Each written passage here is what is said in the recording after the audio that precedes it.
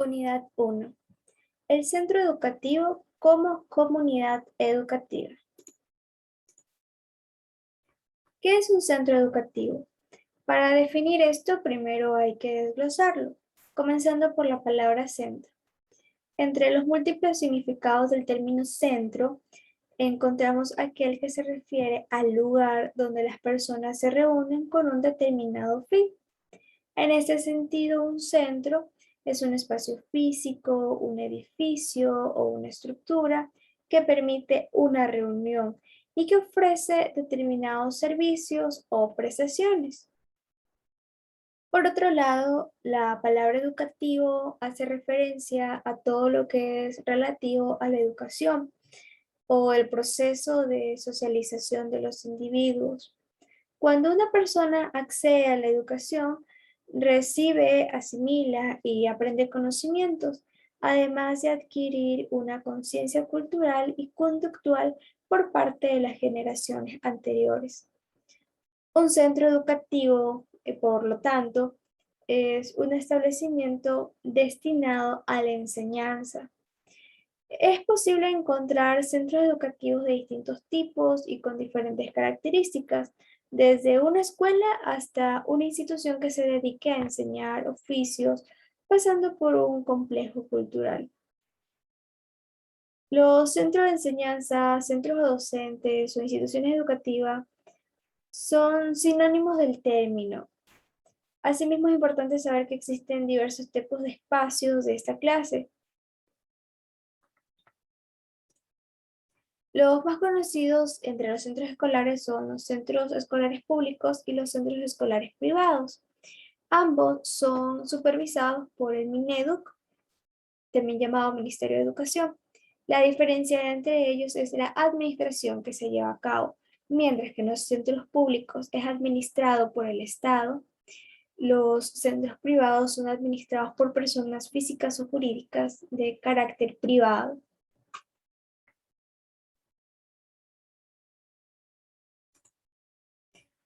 Tema 1.2. Organización escolar y cultura empírica de la escuela.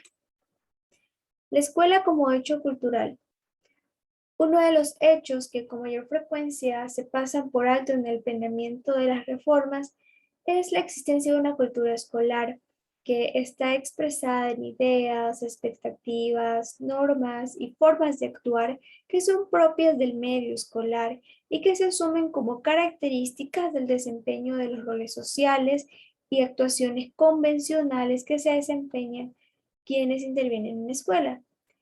Esa cultura escolar determina lo que se espera que suceda en las escuelas, lo que se supone que en ellas se debe hacer y lo que puede aceptarse como adecuado dentro del ámbito escolar. Las formas de ejercicio de la autoridad y la gestión de las escuelas, así como la adopción de creencias y la reiteración de prácticas que se asumen como conscientes con ese ejercicio, se transforman de manera progresiva en elementos básicos de la cultura escolar que tienden a replicarse a lo largo del tiempo. Esos elementos y otros que se reflejan en las ideas y usos comunes dentro del medio escolar condicionan y determinan las posibilidades concretas de transformación de las escuelas.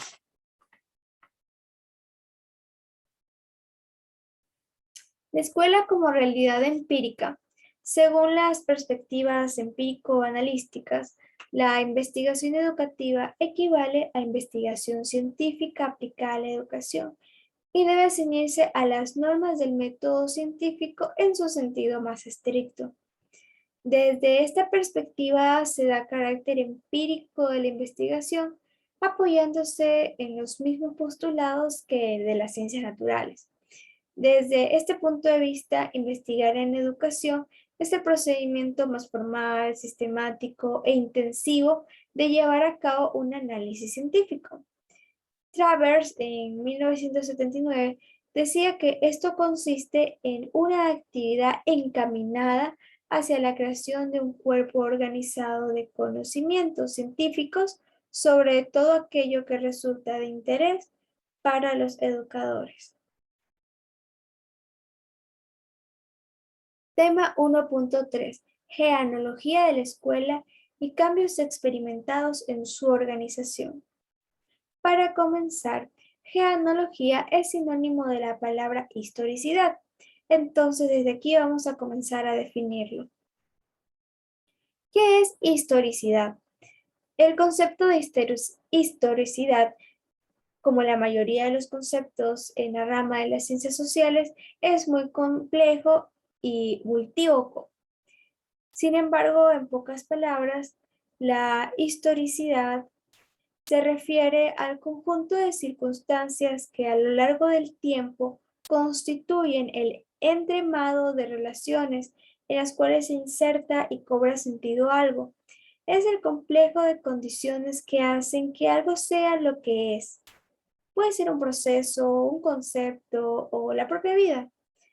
La comprensión de la historicidad de un concepto contiene al mismo tiempo la conciencia de que algo pertenece a su propio contexto de origen y adquiere su significado en el marco de relaciones que le suponen y que al mismo tiempo pretende representar o referir, y además que ese concepto traído por nuestro interés al presente, pertenece a nuestro mundo en el que lo analizamos, lo utilizamos e incluso lo recreamos. La historicidad, por tanto, supone una dimensión sincrónica y también una dimensión diacrónica. Sincrónica hace referencia a un conjunto determinado de circunstancias en un momento determinado en el tiempo. La dimensión diacrónica, en cambio, se refiere a cómo se han ido conformando y cómo se siguen modificando esas circunstancias a lo largo del tiempo hasta llegar al presente de quien utiliza el concepto. En las imágenes podemos observar, son fotos antiguas, se ve cómo se organizaban a los estudiantes para recibir las clases, la estructura del aula y cómo están enmarcadas las jerarquías. Este concepto ha ido evolucionando según las modernizaciones de cada una de las épocas.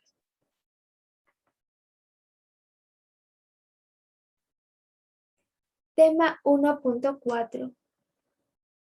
Organización, cultura material de la escuela.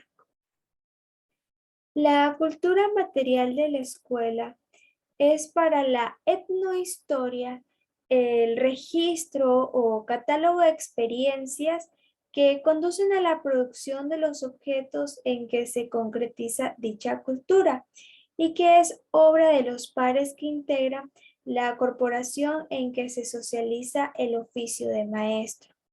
La pertenencia al gremio y la socialización de la técnica a través de los rituales societarios compartidos hace que la experiencia y los productos objetuales sean muy comprensibles, toda vez que son elementos identitarios de la memoria de la profesión docente y forman parte de lo que los antropólogos denominan el ajuar ergológico del oficio.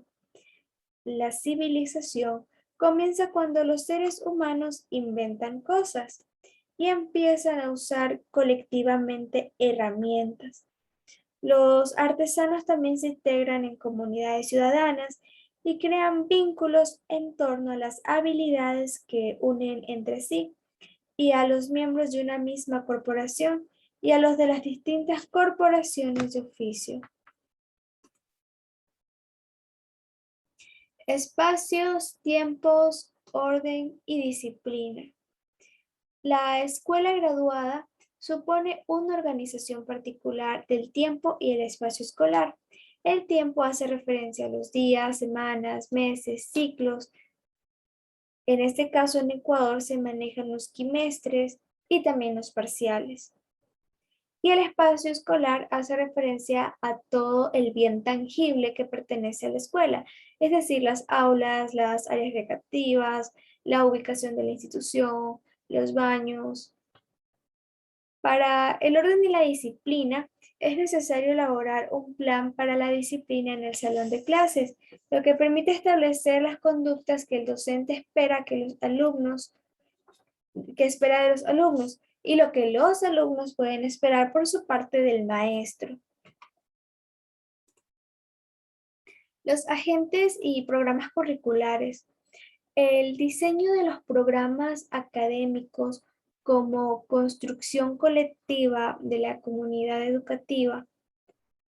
Recordemos que la comunidad educativa es conformado por los estudiantes, los profesores, directivos, egresados, empleadores, padres de familia, asociaciones gremiales y profesionales. Los diseños de los programas académicos se construyen con la ayuda de todas estas personas, porque cada programa curricular que provenga del ministerio debe ser adaptado a la realidad y a las necesidades de la institución educativa. Debe estar asociado a su contexto social, a su contexto económico y al mismo tiempo debe responder a las necesidades de los padres de familias, a las necesidades educativas de los estudiantes y a las necesidades materiales de los profesores.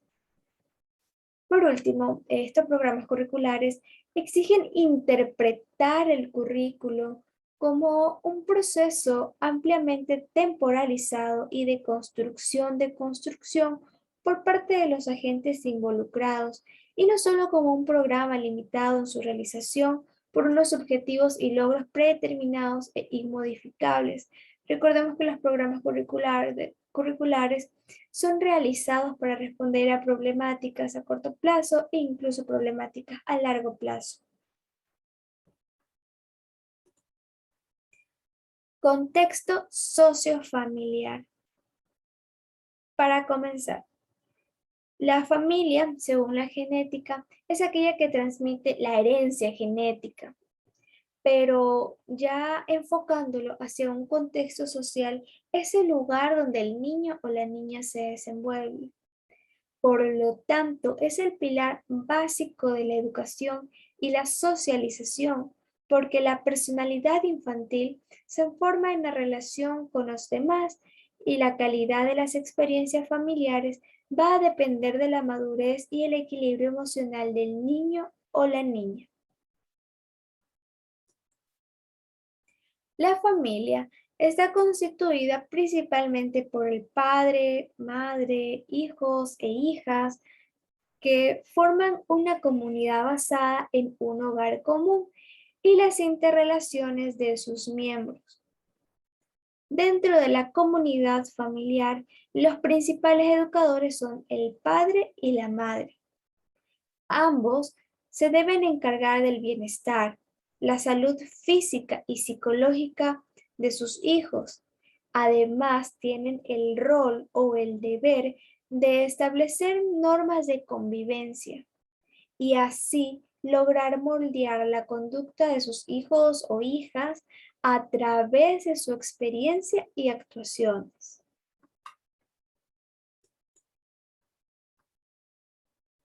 A pesar de que existen diferentes modelos de familia, lo que no cambia es que la familia es un ámbito donde la persona debe sentirse atendida, acogida, aceptada y amada incondicionalmente.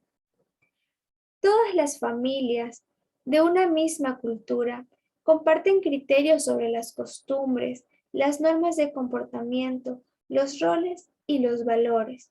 Esto debido a que la familia es aquella que forma la sociedad y al mismo tiempo la sociedad y sus reglas y normas son aquellos que moldean los comportamientos de la familia, siendo una relación recíproca, sociedad-familia. La familia es la encargada de enseñar al niño o la niña a comportarse según se espera en la cultura en que vive. El adulto debe ser capaz de acompañarlo, orientarlo y dirigirlo desde la total dependencia hasta la autonomía y madurez para que ese niño o niña sea un ciudadano funcional. Como todo entorno de convivencia, la familia tiene reglas que habitualmente marcan los progenitores Con ellas se definen las expectativas sobre el comportamiento de los componentes del grupo en diferentes contextos y circunstancias y las consecuencias de sus actos. Unidad 2. La construcción de la organización escolar como campo de conocimiento. Tema 2.1. Concepto de organización escolar. Las organizaciones educativas. Antes de entrar al tema de organizaciones educativas, hay que recalcar que es una organización social. Las organizaciones sociales están conformadas por un cierto número de personas que se han reunido con finalidades explícitas para conseguir ciertos objetivos. Estos objetivos por lo general suelen estar en permanente reconstrucción para que puedan responder a sus menesteres. El funcionamiento de estas organizaciones sociales requieren un conjunto de normas, de reglamentos y sobre todo de procedimientos que regulen las relaciones entre los miembros, las competencias de cada uno y el nivel de responsabilidad y compromiso que le corresponde. Las organizaciones se autodesarrollan desde la perspectiva del cambio, de allí su dinámica, su acción de organizar, su administración, que se adecúa casi siempre a la relación infinita a las exigencias del contexto. Las bases teóricas para el análisis de las organizaciones escolares. Para comenzar, una organización escolar o una organización educativa no es una máquina perfecta, sino un proceso en vías de desintegración, también conocido como entropía, y al mismo tiempo de organización, que es la negentropía. Esta relación entre desorden y orden, también llamado entropía-negentropía, es lo que la diferencia de otros sistemas autoorganizados, tales como las organizaciones artificiales, que son incapaces de organizarse, donde existe un lazo consustancial entre desorganización y organización compleja, por el fenómeno de desorganización. Prosigue su curso en lo viviente más rápidamente aún no que en la máquina artificial, pero de manera inseparable está el fenómeno de reorganización, la negentropía. Ambos coexisten inseparablemente en la organización compleja.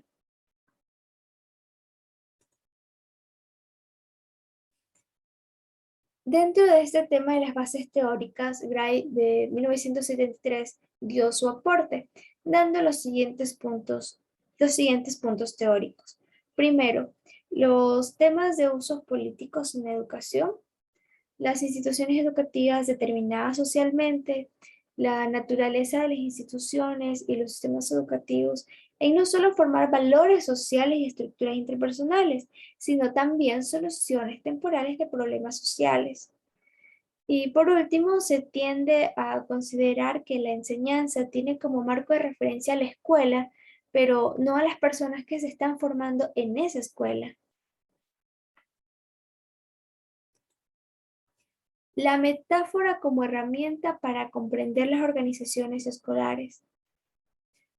Se emplean metáforas para construir y representar la realidad educativa. Se intenta definir una línea de pensamiento para dar explicaciones sobre esa realidad.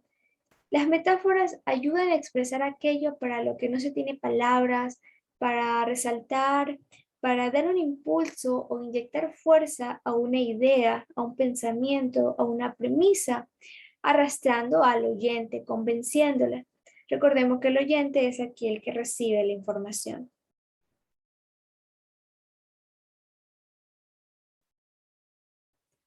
Tema 2.2. La organización escolar como área de investigación y conocimiento.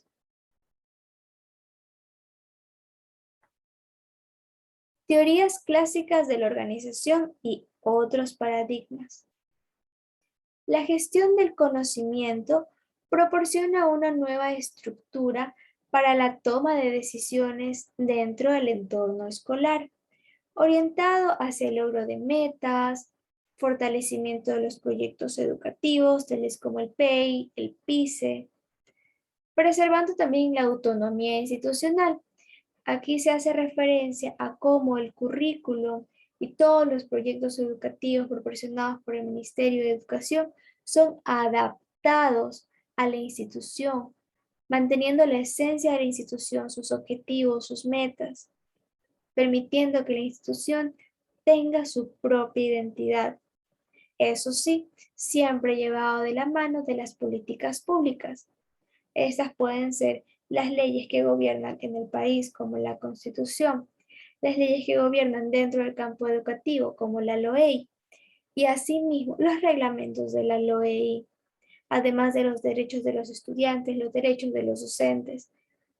Todo está en un solo conjunto.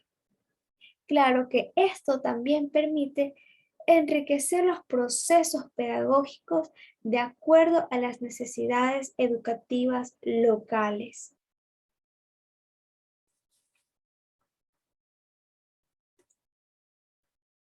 Tema 2.2.2. Los modelos de cultura y organizativa de los centros. Primero, ¿qué es una cultura organizacional? La cultura organizacional es el conjunto de costumbres y normas que pertenecen a una población. Por ello, los proyectos deben adaptarse al contexto, además de sensibilidades y símbolos compartidos, comportamientos y estilos, ideas, creencias y valores involucrados en la institución y los miembros que la integran. Recordemos que la institución es integrada por padres, directivos, profesores, egresados y el personal en general que trabaja dentro de la institución. Todas las personas provienen de contextos diferentes a pesar de estar en una misma institución. Por lo general, las ideas más chocantes al momento de realizar los modelos son el sistema de creencias e ideas e incluso de valores, ya que las perspectivas para realizarlo se deben hacer de una manera neutra que no favorezca a cierto grupo. Tenemos a Perkins en el 2008 expuso que coexisten 6 modelos culturas. Entre ellos tenemos la cultura colegiada, la cultura directiva, la cultura desarrollista, la cultura de negociación, la cultura virtual y la cultura tangible.